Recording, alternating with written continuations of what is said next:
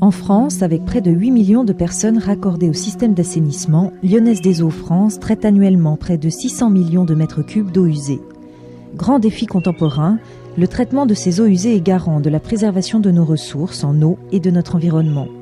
Afin de rejeter une eau propre en milieu naturel, une succession de traitements s'impose. Nous sommes ici sur le site de la station d'épuration de la communauté d'agglomération d'Évry, à une trentaine de kilomètres au sud-est de Paris. Des vis sans fin aux vis d'Archimède acheminent en tête de station d'épuration les eaux usées qui sont collectées jusque-là par le réseau d'égouts.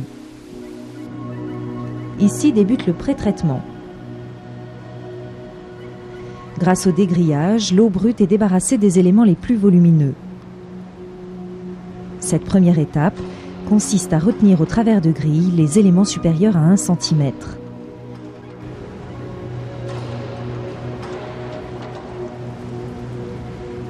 Vient ensuite le dégraissage des sablages. Les eaux usées sont débarrassées du sable qu'elles contiennent. Le sable tombe au fond du bassin par simple gravité.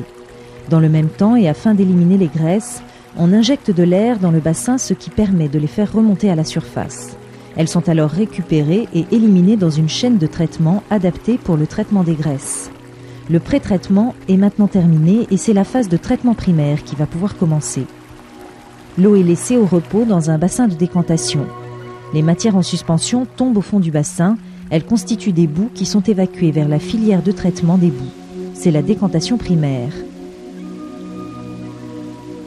Puis vient le traitement biologique. Celui-ci repose sur l'activité de bactéries qui vont se nourrir des matières organiques encore présentes dans l'eau. Ces bactéries sont principalement aérobies et sont cultivées dans des bassins spécialement conçus à cet effet, dans lesquels on injecte de l'air. Le rôle de ces bactéries est de transformer naturellement la pollution organique et d'éliminer le carbone, l'azote et le phosphore contenus dans les eaux résiduaires. Cette activité biologique produit des boues.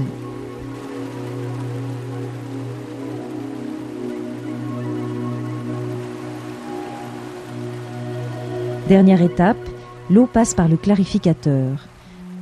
Dans ce bassin, par un processus naturel de décantation, l'eau et les boues biologiques se séparent. L'eau claire sort par les goulottes de débordement. Avant de regagner le milieu naturel, l'eau passe dans un canal de mesure pour déterminer le débit et effectuer des prélèvements réglementaires. Environ 10 heures de traitement auront été nécessaires pour nettoyer les eaux usées. Épurées, elles pourront réintégrer un cycle naturel, garantissant la préservation de nos ressources en eau et de notre environnement.